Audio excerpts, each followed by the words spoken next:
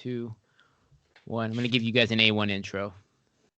This is the Drewsperience show, the show that's 80% combat sports and 20% everything else and anything else. The show's brought to you by a few people. Well, I don't have any sponsors, but they're my friends, so I got to mention them. First, KRT, Karate Tips and Tricks with Sensei Wesley Jensen and Darren Stringer of Kyokushin Karate. Whether you do Taekwondo, any style of karate, Muay Thai, K1, boxing, they are bridging the minds together during the pandemic to raise the bar of martial arts. KRT, Karate Tips and Tricks on all social platforms and YouTube. The other person I want to mention is the book Forever the Student by Sensei Patrick Pinto, picking the minds of Kyokushin Karate, kickboxing, or other martial arts of what gets them to succeed at their art. And lastly, it's tough to find a good manager and management group to represent a fighter if you're an upcoming pro fighter or if you are a pro fighter. Luckily, Nima Safapur of Moments Management is that guy. If you're up and coming and you want to understand what it means to be a pro fighter in terms of saving your money, understanding the importance of building good investments while you have a window to compete, Moments Management is the group that will really take care of you. Moments Management, where quality and care matter. But tonight, wow, history's made on the Drewsperience. I got the first champion in pro mixed martial arts on the show. He is a champion. He is the featherweight champion of Asia's largest mixed martial arts promotion of ONE FC. He came on my old show before. We're not going to talk about that because now the champ is here and he's brought his brother, his cornerman, a comedian, a black belt in martial arts too, but also being a comedian. We'll get into that. I'm joined tonight by the Lee brothers and Thanh Lee and Vinh Lee. Welcome to the show, guys. Thank you for having us on, man. That was an A1 intro. You get props for that. Thanks, guys. Thanks. I just when you love what you do, everything comes natural. So, Thanh, what's it and Vinh, what's it been like for you guys since 2020 ended? I mean, it's been a tough year, but for you guys, it ended on a very good note. It did. The year started out pretty well too. Had my first fight with Ryogo Takahashi. Ended up getting a good win there, spending some time in Thailand. That was awesome. Vinh was there. My family was there. So that was when we could all go and enjoy the times. And that was a lot of fun. Trip was great. Spent some time at home thinking I was preparing for Martin for April. Obviously, with all the crap going on, that didn't play out. And that got pushed back. But that just gave me more time to work with Vinh and work with my coaches and game plan and get my mind right for the upcoming title fight, and gave me more time to get better, which is always bad news for the other guy and the other team. So, especially when I got Vinh in my corner. So, yeah, Vinh, how was it for you when you guys finally got the announcement that Martin was going to fight you? Just if I understand correctly, was it in Singapore or Vietnam? Because I know, Thanh, you wanted to really bring it to Vietnam in order to elevate Vietnamese martial arts. Yeah, still aiming for something like that. That was in Singapore. Singapore government and the people there were phenomenal to deal with and made everything safe and seamless, and as really as best as the situation could be and safest. But yeah, it was in Singapore. I can't wait to get my ass down to Vietnam and finally be able to fight for the fans out there and try to help mixed martial arts grow in that part, of the world. It's crazy. Vinh, what's it been like for you, man? You helped your brother, get ready for the Martin fight, and then you were there to really see him dominate and show why he is not only like a Taekwondo master, which I like to call the Wonder Boy of Taekwondo, but you saw him become champ, which is something he's worked so hard to achieve. What was that like for you? I think it's awesome to see him, fulfill his dreams and being so disciplined in the fight and in training is awesome because everything we planned out, everything we game planned for, everything that happened in the fight went exactly how we thought it was going to go. That's awesome. And Martin is a very tough opponent. He's fought some who's and won. And so what was like for both this? So I'm going to ask you, Thanh, first.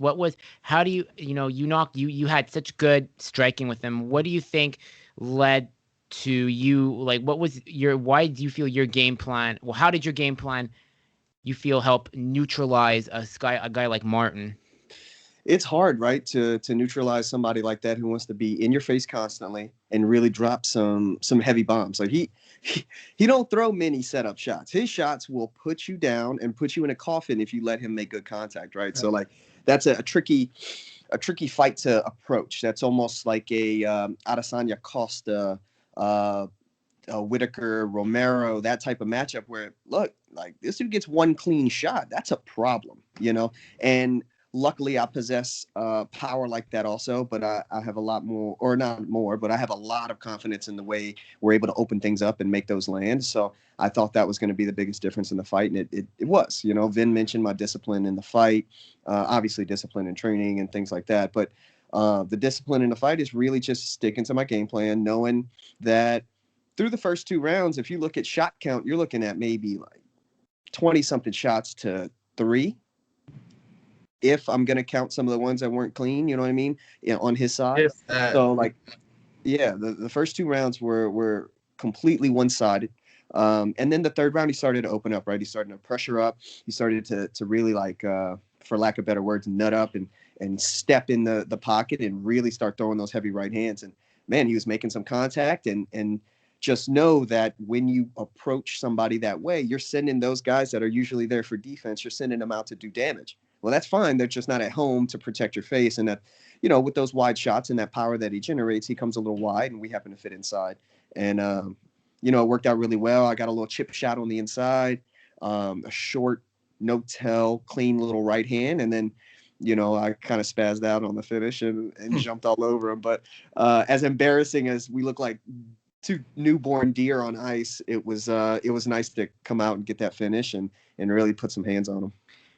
When you won that belt, and I say this for both of you, I was so fucking happy. I was like putting it on my Instagram. I was like in my stories. And it's like, and I was telling people like, I know this guy. It's like, I know him. It's like, I spoke to him before when he was like, when he was like a top 3 contender, and now he's the champion. Then when I told people at my work, because there's like, we have like 2 guys that really follow mixed martial arts. One of them's Vietnamese. I said, I had Tan Le on my show back in the day. Tan Le, the Taekwondo master? Yeah, Tan Le, the Taekwondo master. Tan Le, the featherweight champion? Yes, Tan Le, who's the now featherweight champion. So yeah, it's crazy. You know, I gotta make sure people are aware, because at the end of the day, I'm not pro organization. I'm pro fighter, and it doesn't matter if you're in the UFC, Bellator, LFA, Glory.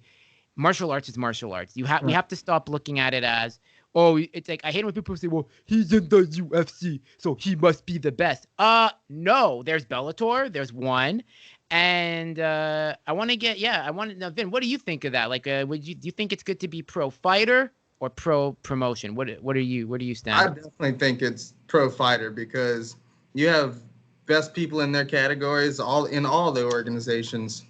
You know, for instance, Tan, he's not in UFC, or he's not in Bellator, but he's one of the best martial artists to walk the planet, and he's the champion 1 right now. That says something. You know, one's the biggest Asian mixed martial arts promotion. So how has it helped both of you guys, you feel, for Moon Taekwondo? I mean, you know, your dad, like, I think, you know, because like as mentioned for you both, your dad is like is the walking definition of American success, starting from scratch. You know, he served in Arvin in the South Vietnamese army, I remember you told me, and he had to start fresh when he came here in 1975. So how has this win for both of you helped, like, you feel, elevate Moon Taekwondo and just the family name? Well, he did. He was a refugee. He didn't fight in the war, but he did escape from the war in Vietnam and then came over here to meet his family. So just to get that straight a little bit. But, you know, it's awesome to really, like, see my dad, our dad, just be a dad coach. Just a good old, hey, I love martial arts and I want to show this to my kids and I hope they like it as much as I do. We happen to pick it up and pick it up pretty well, pretty quick. Kind of dove headfirst into the world of martial arts as we knew it, you know, spent our childhood at Moon College, traveling for tournaments. Like, some of my fondest memories with my parents, my friends. I mean, I'm in Virginia right now, staying with a buddy of mine, Carlos Vera, who's right here. And he was a part of that crew, traveling, going to Texas for tournaments, going to Florida for tournaments. Vin was a part of that with his age group and clique of friends. And it was, it's a very special childhood to have, very unique. We try to reflect on it as much as possible and be grateful and appreciative for the lucky situation that we happen to be born into. And really going back to Dad's situation is like, he just brought two kids up and, you know, showed them something that he loved, and we happen to love it too and fall in love with it the same way and almost take it to that next step, that next level. And I think it's been better for him as a dad and us as kids, rather than like, yeah, it's good for business and it's always going to bring more students and open up that side of the I guess accounting sheet for everybody. But it's really awesome to see Dad fulfilled, I guess, almost as a coach slash dad, and see us doing things that we really love. I'm out there. I happened to win the fight and get the belt. Great accomplishment. Couldn't do it without obviously a huge piece of my life and a huge piece of my training regiment. The guy at the bottom of the screen here, my brother, and then obviously my dad. So it's like, it's really cool to do that as a family team. Mm-hmm. And not a lot of people get to say that, you know, like the Christian Lee's and his family. That's kind of cool to have siblings in there fighting. And I know Vin's going to be in there whooping somebody's ass and taking somebody's belt or multiple people's belts one day. But you know, it's cool to be as a team and approach that as a team. It's a crazy feeling. I don't even know how to put it into words. Yeah.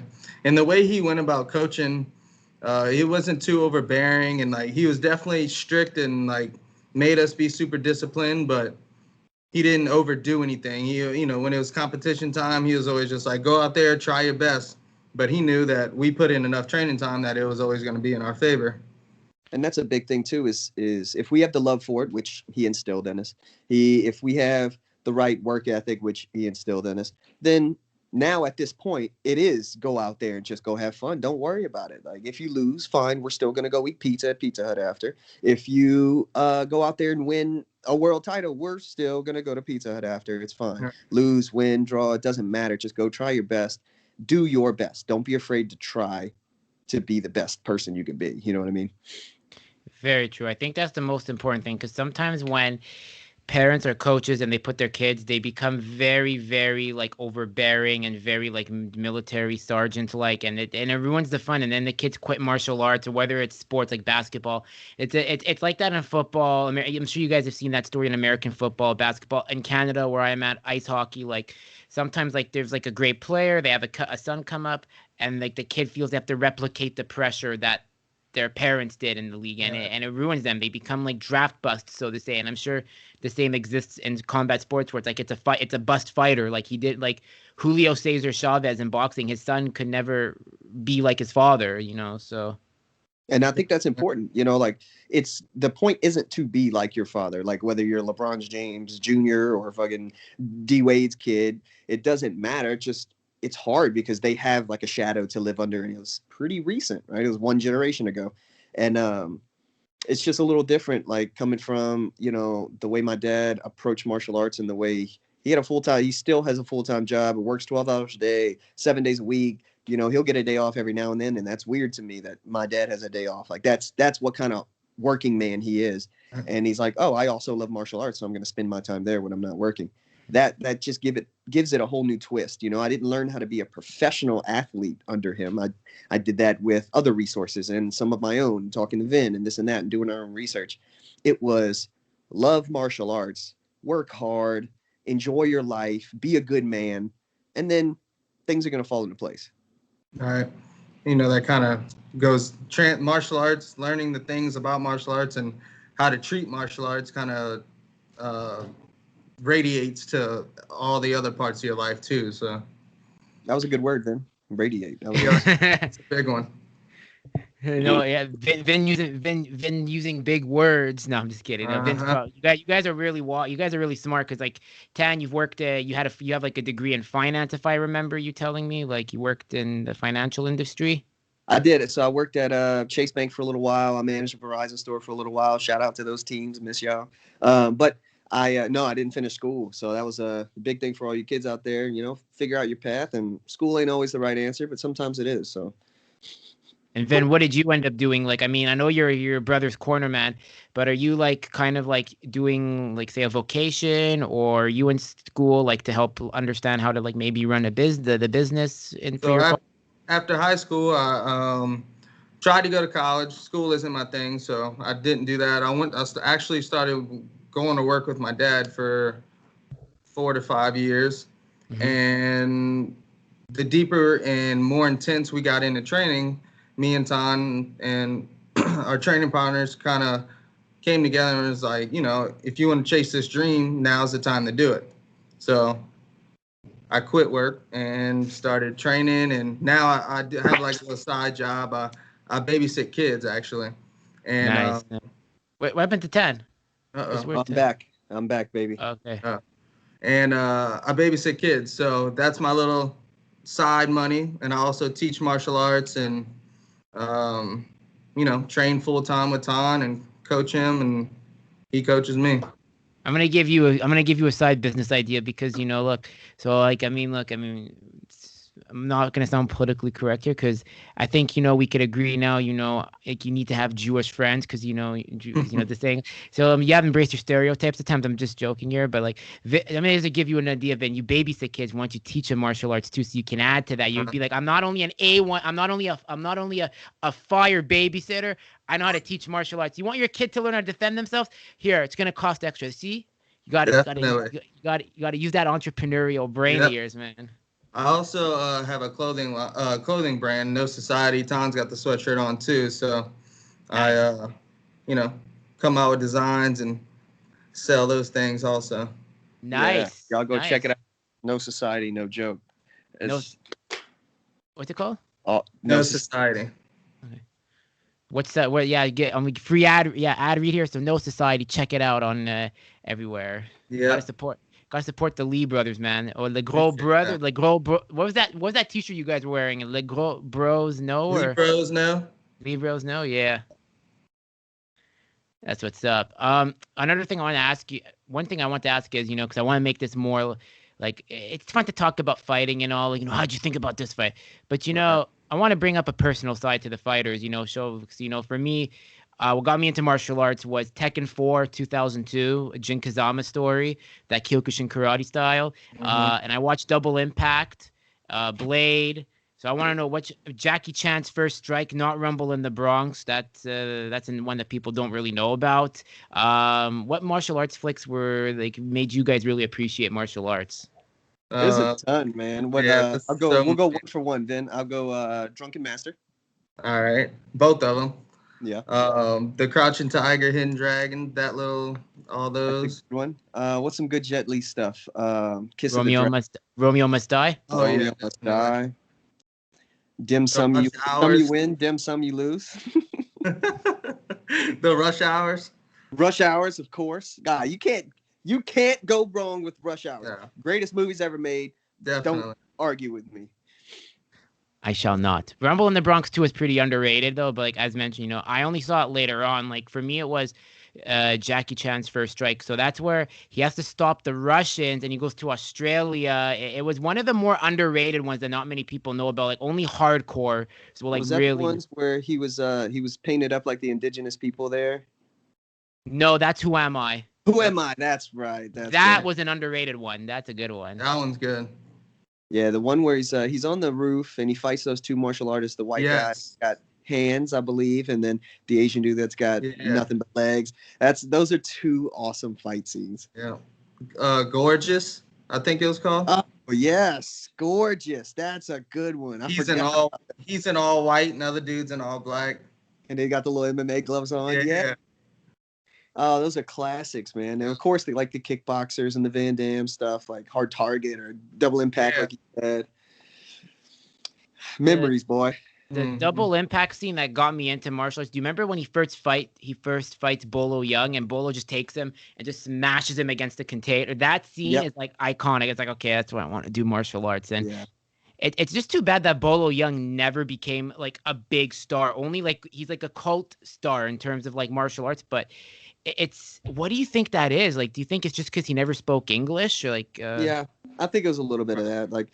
People obviously I don't know who's a superstar now, like The Rock. He's active on social media. He's man might run for president. Who knows? They can relate to everything he says and his hard work, and he can communicate that. I think that's a missing piece with some actors like that, and that's tough, man. That sucks that the fans missed out on that side of him, but he still put out some classics. So who cares? Yeah, definitely. Oh yeah, like kick like a blood sport. Another Van Damme classic, Lionheart. Yep, yep. That's basically Fight Club, like underground fights. That was awesome too. I don't think I saw that one. Yeah, that Oh, was a Vin, you're really missing out, man. You got to look up Lionheart Yeah. after this All right. interview. I gotta watch that one. Like yeah. the where he fights the Scottish guy and the pool fight scene. Those are like my two favorite fight scenes in the whole film. Blade, I think. Which one? Ong Bak. Oh I yeah, never, that's what I was never about to watched say. Ong Bak actually. Oh, that's a good one. That's a good one, real man. good one. Yeah, those The are must sees Protector, too. Mm-hmm. Tony Jaa, same actor. Yeah, he really put Muay Thai on the map with Ong Bak. That's what I remember, like hearing that Ong Bak is like the movie that inspired a lot of people to take up Muay Thai because of just how lethal it was. Even Kickboxer 1, the original Kickboxer, which was like, imagine like you want to go to Thailand and just kick the banana trees and be like, oh, can we break those banana trees? Did you guys do that down there? Like, were you able to do? No, man, I didn't get a chance to. I've got to kick one banana tree for my Yeah. life over. I have to Gotcha. figure that out. What's it like over there when you train? Like, what's the lifestyle like? I'll tell you one thing: it's hot as hell. Oh my God, is it?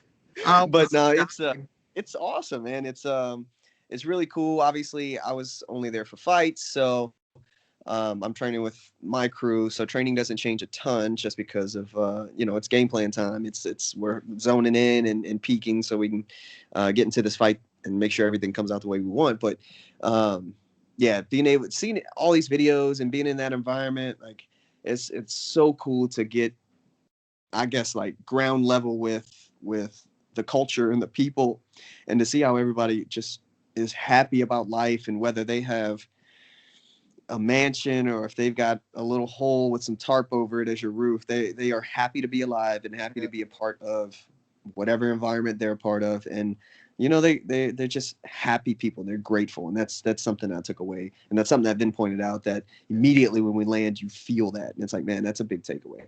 Yeah, that's the biggest thing, definitely, because I feel like everyone over here is just ungrateful and they complain about everything. It's like, y'all don't know how good y'all got it, because all those people over there, like Tom said, if you're rich or you're poor, which we've seen a lot of the poor people, is just their smile on their face, enjoying life with their family, hustling to make a little dollar so they can eat tonight. Smile on their face. It's rough to see it from the outside, but you see that they're grateful for that, and you come back and you're like, man, I didn't know how good I have it. And now you've got a balance between the two of being grateful every day, but also never settling for being okay with what you got and pushing for more. Like that's a fine line between being like entitled and being, like ungrateful and whiny. It's tough to play that line, but I guess every day you struggle with that and try to balance it well. For example, yeah, I love what you said there because like the job I have now is so good. Like I work in one of Canada's, I work in telecom, and some people complain, oh, I hate this, the call center. Could be worse, man. You could be out of a job. I mean, I work from home. They're keeping us working from home. I got benefits. I got a pension to contribute to. So you got to really look at the positives in everything life has, like. And what does being rich mean to you? Like that's what I just took away from what you both said. Does it mean having the nice car, the big mansion? Or does it mean like for me, what being rich is I don't need to have a nice car, but I'm able to do what I want with time. Like I can buy time, which is like training martial arts or watching movies. That's what being rich means to me. Or like doing this podcast. That's what being rich means to me. Yeah, absolutely. And then that's what it gives you, is the opportunity to kind of do what you want, right? Like the belt. That's an awesome thing to have for me as a person and a fighter and an accomplishment. But really what it says is like, I can use this power for good or evil. I can say, I can pick my matchups. Like I want this guy. I can either pick this particular guy because he's the toughest matchup and the biggest challenge for me, or I can pick this guy because I think I can get away and hurry up and get a paycheck real quick, So it's important to be able to keep things in perspective, just like you were saying about being grateful and not appreciating things. And like, you've got to be able to balance both. I appreciate, like, I am only concerned with, let's say, my next contract at one championship and how much I'm getting paid because I accomplished one of my many dreams, because my family at home is doing very well and we're expecting, and my parents are doing well, my brother's doing well, everybody's happy, we're living in this great environment. And I'm like, okay, what's next? What's the missing piece? Is there anything else? Yeah, cool, let's go chase that. Awesome. Vin, what do you want to add to that? We got it lucky because, I see people around us who go through things and, they struggle in life. And I don't know, the way we were raised is just, and the way they taught us to be is just so, so grateful and happy, and all that can go at any moment. Enjoy it. Exactly. You really have to take, I carry the quote in my phone because I think when I do these podcasts, it's not to say like, I don't care if I get likes or views. So I'm going to say this story, like probably beat as a dead horse. When I first met Nima, who manages guys like Gustafsson, Gegard Mousasi, Penny Kanzad, amongst others, Nima was like, you got to really like appreciate the process because you're going to get a lot of no's, and everyone wants to start a podcast, and then they think they're going to be Joe Rogan, but it doesn't happen like that. They have to put the work in. He's like, you have 20 episodes already? Yeah. That's 21 more than the other guy who said, I want to start that. And I love it, and for me, it's about really being appreciative, and, and the quote is, don't take life for granted. Don't take people for granted. Because when I have like guests like you on, it's not like a guest on, it's like a one and done. It's like, I like keeping in touch with the guests I have because I really want them to feel like they're not it's not like just an interview. It's like, okay, we're having a conversation, and then it's like I could text you guys, or like I could share content with you, like, that's how it is. And that's what I love about doing this podcast. And I never would have thought I would have taken this way. I mean, to get you a U.S. champion on right this fast, like I didn't expect that, Tan. I'm being serious.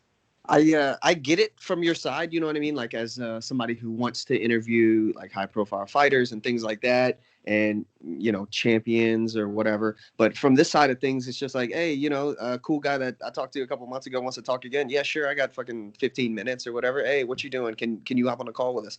Like, I think when it gets too labely like that, that's what people start believing their own hype, and people start believing their own hype, and then kind of falling into that weird zone where I am a champion. I'm a champion because my name is Thanh Lee, and I'm a champion not because I did what I did to get here and busted my ass and made this stuff happen. And it's funny to keep that in perspective. Definitely. Yeah, it's there's that. So that's what I love doing this. It's like, it's just, separating fighter from person. And look, I want to get, and then like I remember Vin liked my old page, and whatnot. So then I said, you know what, I got to get Vin on because the Lee brothers are a package deal. If I don't have one on, the show doesn't happen. It's like Conor McGregor said. It's like, without them, this ship sinks. So yeah, I had to get you to what I butchered the quote there, but it's crazy. What's going on in martial arts now? So I want to. What's it like dealing with one? And now that you're the champion, what's it like dealing with Chaudhry? I think it's who is it that runs it? It's Chaudhry and there's Victor Cooey, right? Yeah. I think there's a board, obviously, and there's a bunch of guys who play a huge role in, managing talent and figuring out fight schedules and running the whole business. And Chaudhry is a huge fight. He's the main man. He's boss man. And so I haven't had a ton of conversation with him or anything. For the kind of the trickle down effect from the guys that I have been in contact with and the matchmakers and things like that talk fights and accommodations and things like that. It's been a smooth ride, man. It's been nice. Obviously, I've never been to that part of the world, so even just signing up and saying, yeah, I'll fight for you guys, and them flying us over and putting us up in a hotel while like I get to go do an adventure. I get to hang out with my family. I get to train. That's awesome. I get to go beat a man up. That's awesome. And then I get to stay for a couple days on vacation with brother, mom, dad, family, wife, so it's really cool to be able to have those little adventures every fight. And now we've reached a very, very important landmark, stopping point, whatever that we've hit and accomplished that. But that's in the past now, man. It's none of that matters anymore. What matters is the next matchup, the next belt from the next promotion that I'm gonna go get. Whatever the case is, that we're trying to make the biggest things happen in the shortest amount of time, because I don't have a ton of time left, and I want everybody to know, and I want to show and prove to myself and my family that I am literally one of the best fighters on the planet, and I'd like to continue matching up against the best guys. What do you say? And Vin, how do you feel about that? Because you've been there too, you've seen it too from the beginning. What was it like to like the rise at the top? Because it just happened like a speeding bullet train. It just went shoom, and now it's Right. like, yeah. It's crazy, and it's been a fun ride, you know. Um, I don't know. It's been like Tan said it all. It's been great, and we get to hang out with family, and you also get to beat someone up, make a little bit of money, and enjoy life, have vacation, you know.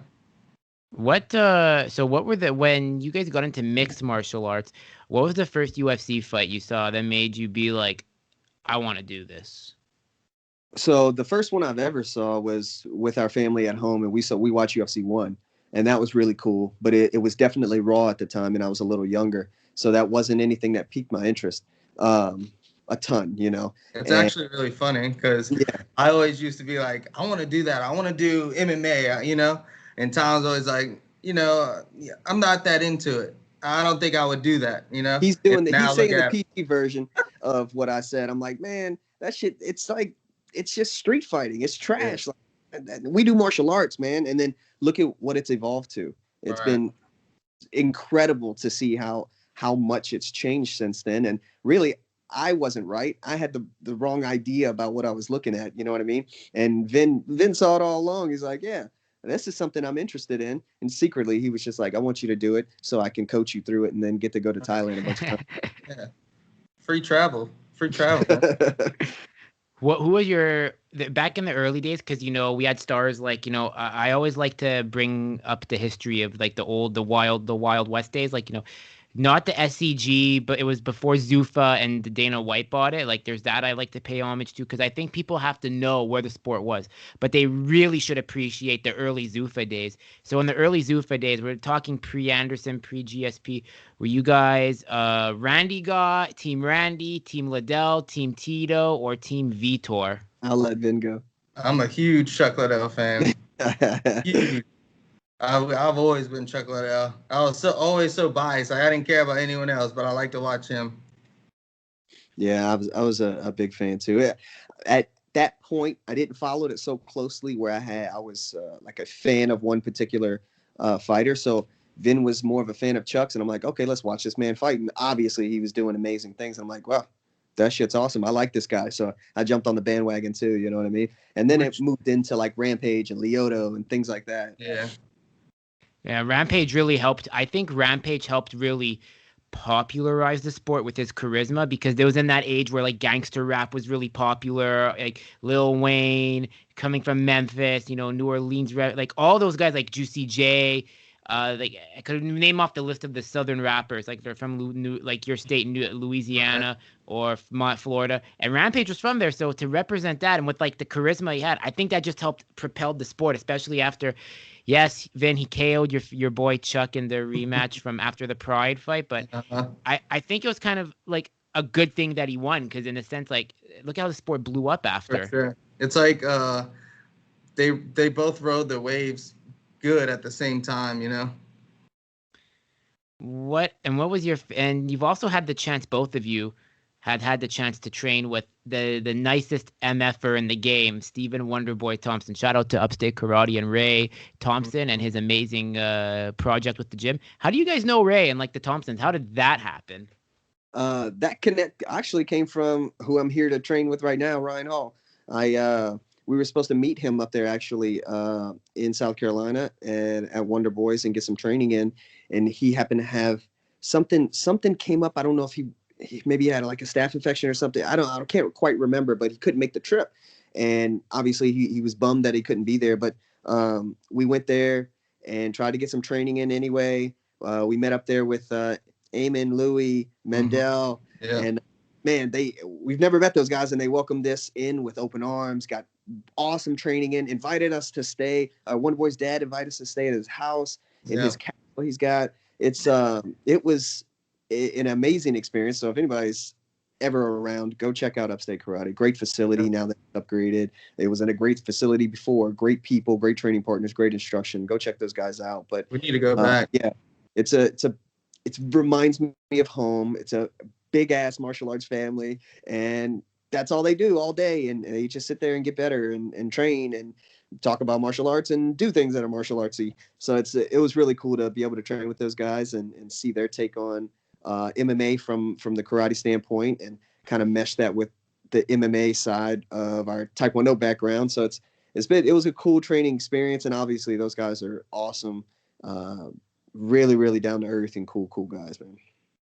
They're honestly, like, I honestly love, like, yeah, so when I think of martial arts, the guys that got me into martial arts, so I'm a late bloomer, so I got into it in 2015 when I watched John Jones demolish DC in the first fight. I'm a big John Jones fan. I always say that on my shows. I'm a big John Jones fan. So I'm Team Jones. Then it was Gegard Mousasi, starched Dan Hendo, and then I watched Steven Wonderboy Thompson just spin kick Jake Ellenberger into Mars. Karate. Yeah, he said that in the interview before, and that was the best part ever. Yeah, he said he was making fun of karate or something, say it didn't work, and then he knocked him out with a spinning kick. 2 of them, I think. Yeah. And then there was Johnny Hendricks too that said, "Oh, karate, that's cute." And then Wonder Boy just does what he does. Like, you side kick and back kicked him against the fence, and then I don't know how he put him to sleep. Maybe 2. 2, I think.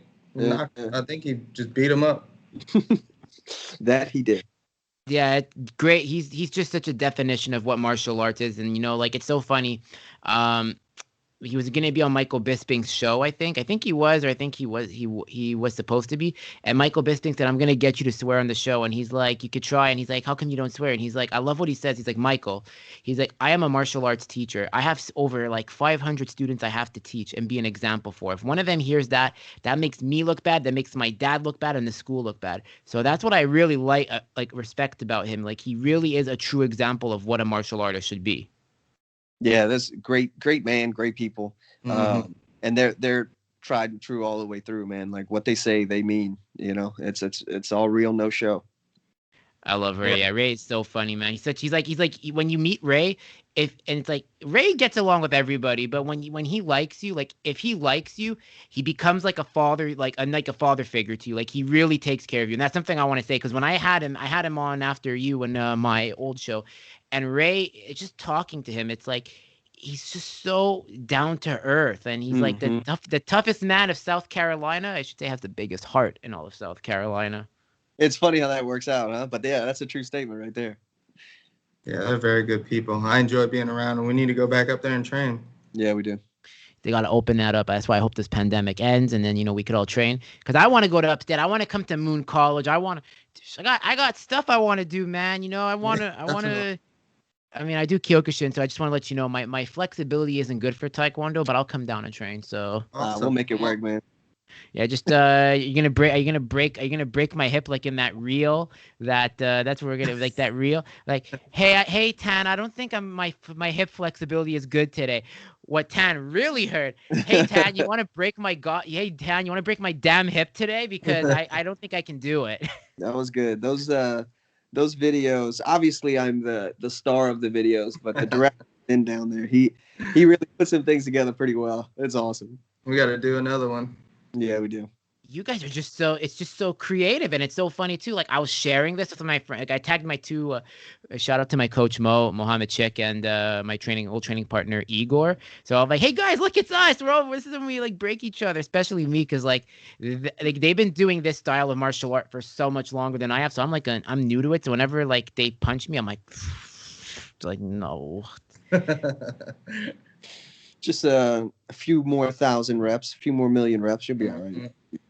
It's like, yeah, you ever watch the New Guy with Eddie Griffin, and it was like an old comedy film. Like, he was like a big loser, and then he becomes like this really popular guy going to another high school. It was no, I didn't. I don't think I've seen that one. Okay, so there's like a scene in there. You say, "Yeah, you'll be all right." There's like, he gets lit on fire at one point, and Eddie Griffin's like, "Yeah, you'll be all right. Just roll around, stop, drop, and roll." Stop, drop, and roll. I haven't heard that in a minute. There's that. Let me ask you this. So, I don't know if you guys are like, hey, so it's gonna be some guy talk here. So obviously, let's be honest. The ring girls, they're pretty attractive. I mean, so I'm gonna ask you this: ring girls in ONE FC or UFC ring girls? I didn't even know ONE FC or the UFC had ring girls. I'm married, and my wife watches this. I didn't even know those girls existed. What about you, Vin? Brittany Palmer. Oh, yeah. But yeah, other than her, I didn't know there were any other ones. Carly Baker. That's my favorite. Yeah, the European one, like she's blonde hair. She's got that British accent. Like I'm weak for those for some of those because they sound so smart. Like she could be telling me off. I'm like, you know what? Like yeah, I am a real bad person. Yes, Carly Baker. Right. Ariana too. Like I said, I never noticed any of those young ladies, but if I did, those two in particular sounded very nice. Yes, and there's a few, man, but yeah, Vin, I know Vin, you know what's up. Hey, Theo Vaughn has a bit of an obsession with Brittany Palmer. You got some competition there, so we got. Isn't he from Louisiana? Yeah, he's from Louisiana. Yeah. He posted a funny video recently with the hot sauce and Michael Chandler and Dustin Poirier's hot sauce. That was good. That was good. And then after Chandler went in the trash can, took it out and tasted it. Did he? Yeah. That hot sauce is good. I tasted it. It's really good. Shout out Dustin Poirier's hot sauce. How is it that Louisiana is like the capital of like spicy food? Like, what is it? Is it that like Cajun history there? Yeah, the Cajun Creole mix, that French influence. I don't know however it all came together. I feel like it came together really well, and I'm glad they figured out how to cook crawfish. Of all states to live in, my fat ass lives in Louisiana. If I could live outside of Canada, because I'm in Quebec, so we're like known as the poutine capital, which is like the French fries with gravy. Tan, you've probably seen it. You've been to Montreal a few times, so you know that's our like go-to. But if I were to live in the States, it'd be between Louisiana for the spicy food and Texas for the ribs, for those barbecue ribs. You know, you're next door, so if you're in one spot, you can always take a quick trip across the border. It's that Texas drive ain't too bad. We do it often. Yeah. Is Texas now like a hotspot for martial arts? Because it seems like there's like you got Carlos Machado Jiu-Jitsu, you got some MMA gyms over there. Like what is it that everyone loves about Texas as a hotspot, making it? What do you think Texas is becoming a hotspot now? I don't know. Texas seems like a place where badasses go to just do badass stuff. Yeah. Like they shoot a bunch of guns and beat a bunch of people up and America, do a bunch of outdoorsy shit. It's awesome, you know. It's America. Yeah. Do you guys ever watch the movie Red Dawn, where like it's with Patrick Swayze and I know of the movie. I haven't seen a lot of stuff. I feel like I'm the movie buff here. I'm like the movie I'm like the black belt in this department. Ryan always makes fun of me because every time he brings up a movie, like, have you seen this? I'm like, no. You need to go watch this. He took my phone, wrote a whole listing of movies I need to watch. You have a long list? Yeah. It's a long list. Oh, at the top of that list was Training Day. I'm glad you knocked that one out. Yeah. Now that's one of my favorites. Where's The Office? You're in The Office. That's like iconic. So many iconic lines in that film. Yeah. Yeah. That's such a good movie. Denzel's the fucking man. Yeah. I'd love to meet him one day. I think we all would. I mean, I still want to see him do a comedy film. He's never done a comedy film. Like, I just want to see him do that and like just break out a character. Yeah. But he's anytime a Denzel film comes out, it's insane. There's Training Day. I think Training Day is like his master. I think Training Day, his top two films it's Training Day. You could debate me on that. I mean, look, I haven't watched a Denzel film in a long time, but I remember Training Day, American Gangster's up there, and there's a few others. Yeah, that one scene where he goes out and he's eating at a diner with his family. He goes out and talks to the other gangster and shoots him. That's an awesome scene. There's that. Another film. Hey, Vin, here's another film you have to add to your list. Uncut Gems with Adam Sandler. Oh, I watched it. That one's really good. I like that. That was a good one. That's one I need to see. I haven't seen it. Oh. Him and KG. Oh, it's such a good film. You told me film. about it. It's different, which is why I liked it. Like, just so the way some things went in the movie are like kind of weird and like throws you off a little, but like I think that's what made the movie really good. I remember I went that night because I thought it'd be a comedy film. I didn't think it'd be like a serious film. Me too. My friends were like, let's go to the movie theater because it was at a limited release, so we go. I walked out like, what did I just watch? That's how I was too. After I watched it, I'm like, that's not what I was expecting. Yeah, Tan, you got to add that to your list, man. Will do. I watched what's that movie? It's a Taekwondo film where they fight against. It's with Eric Roberts and the James Earl Jones, the guy who does Darth Vader's voice. Yeah, I watched that film recently. I was like, so cheesy. I was like, no. Oh, definitely cheesy, but that's a huge childhood movie that I used to watch with my dad all the time, and I'm surprised I didn't bring that one up. That one and I think the second one where they're in Vegas and Daehan, the bad guy, runs up and does a split kick and then also kicks a third guy on the way down to the ground. It was all.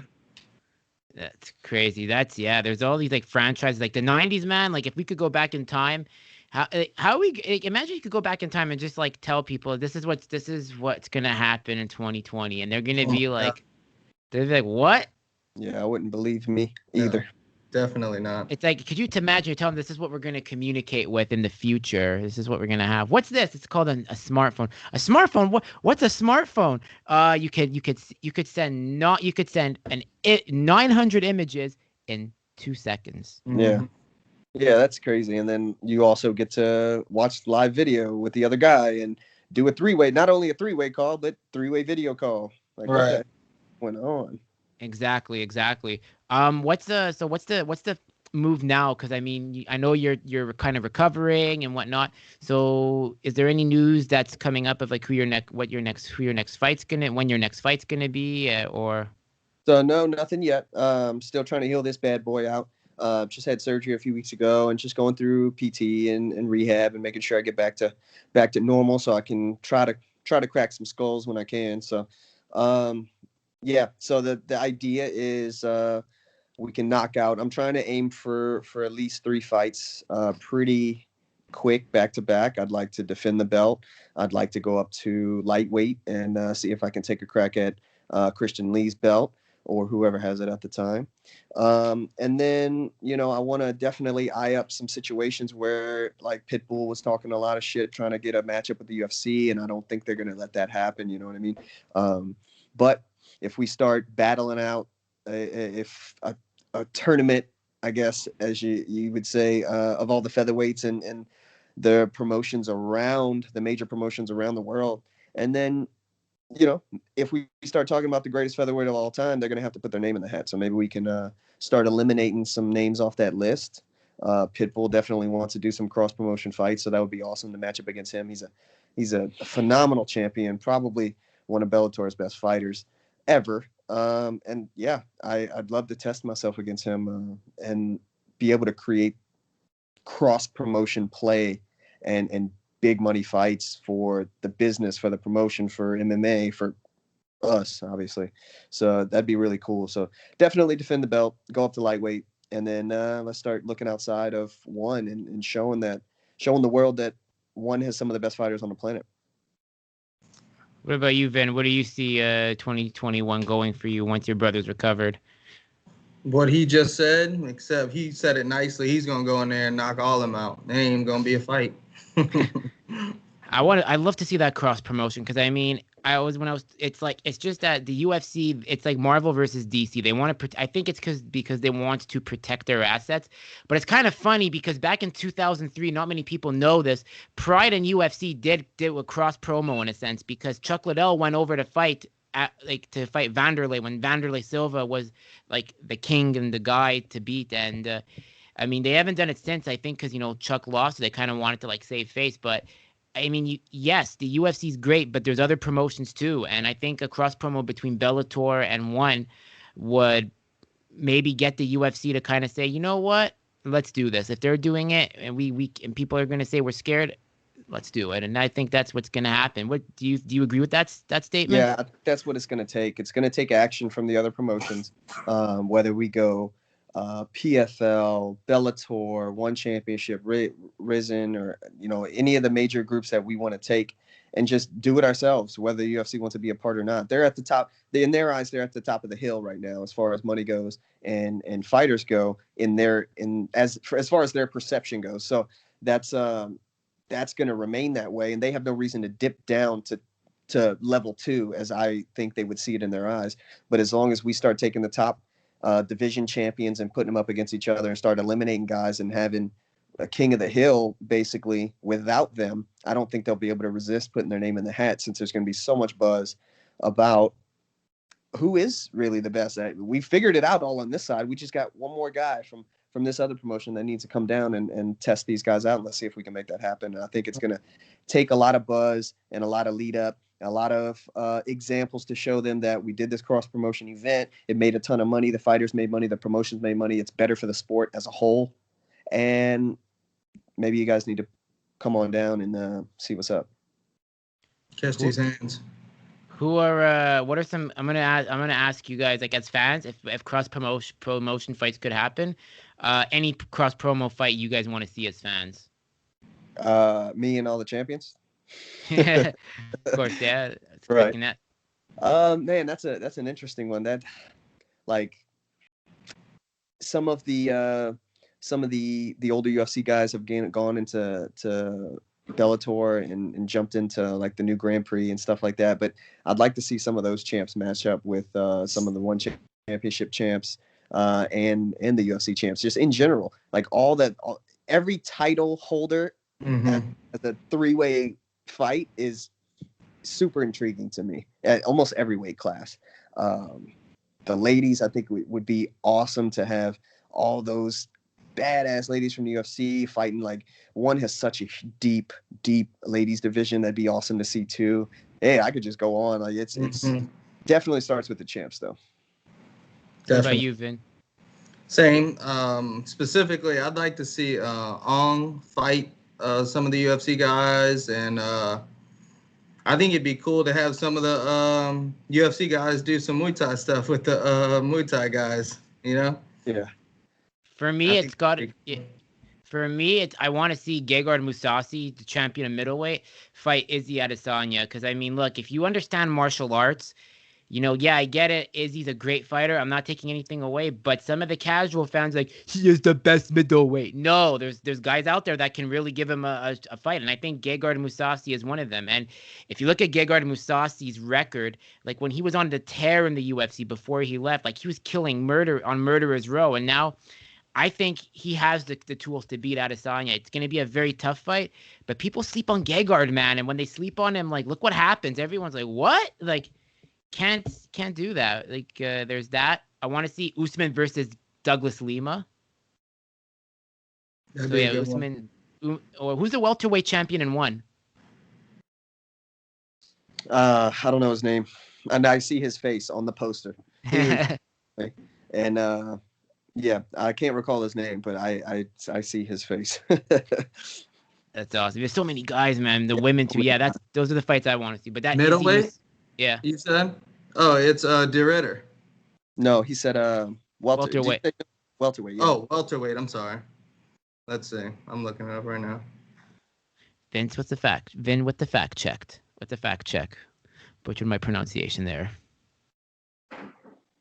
Let's say welterweight. Of course, it stops right before welterweight. Of course. Abasov. Abasov? Yeah. Kiamrian Abasov. He's good. I'm pretty sure he fought right after you, Tom. Yeah, he was on the next card because they pre-recorded a bunch of fights, and he was on the next card after me, I believe, when I fought. But yeah, we knew what was going down a little bit ahead of schedule there. Nice.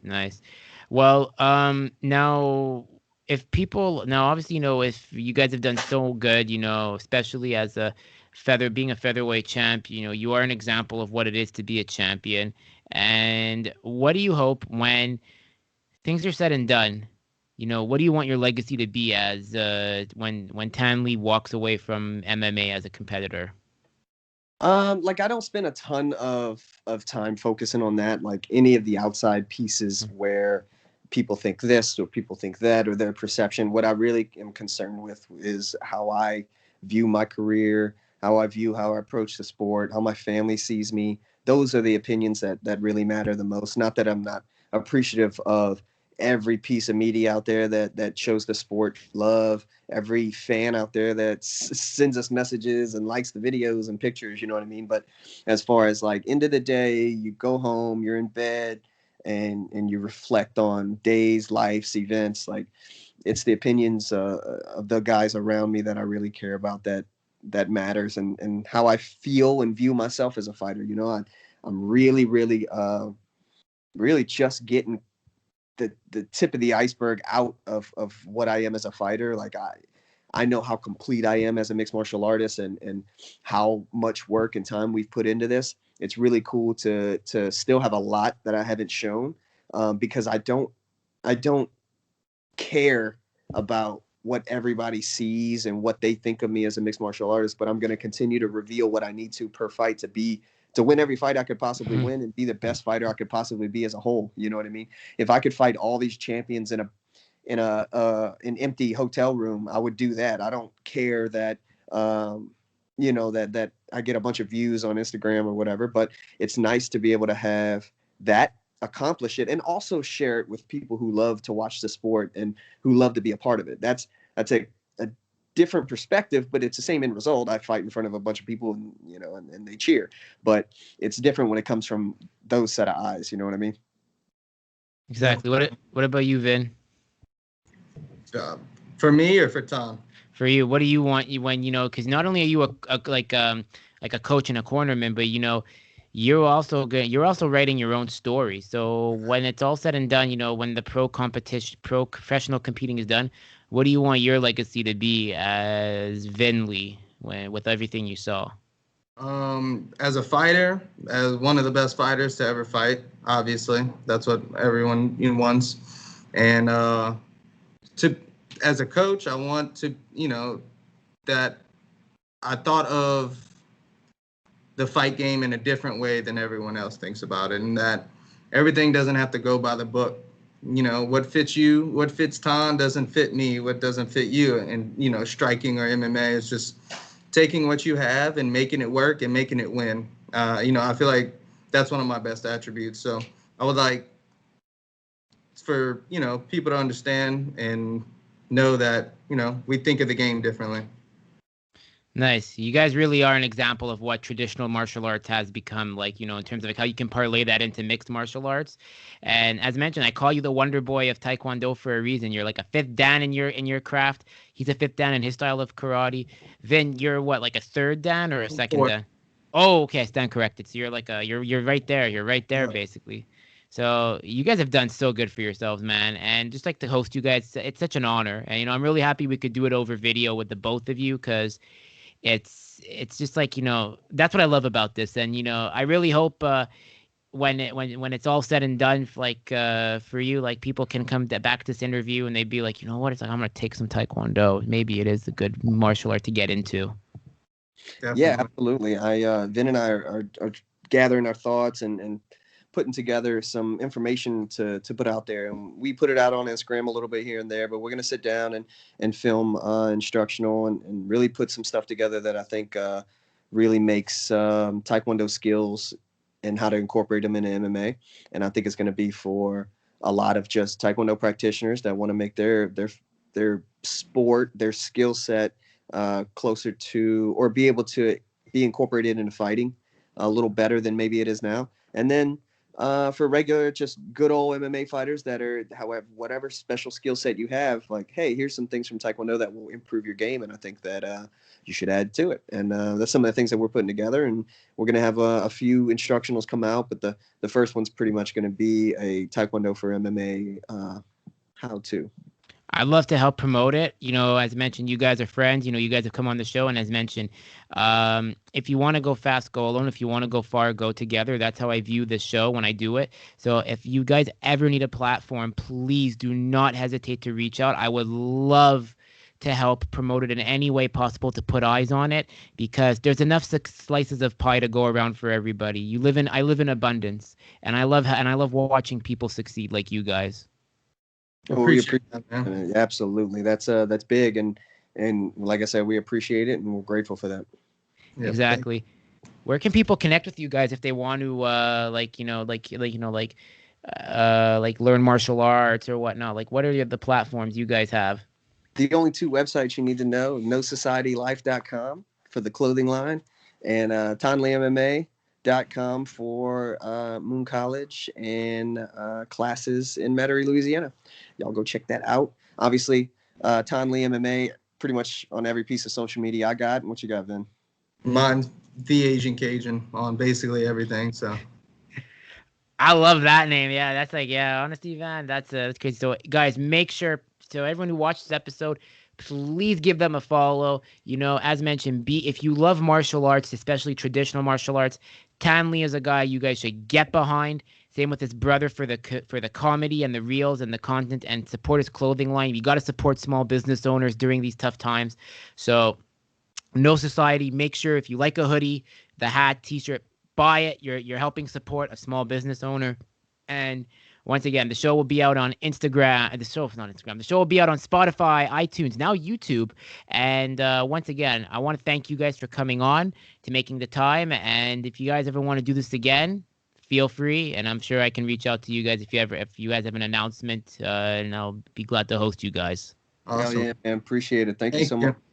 No problem. No problem.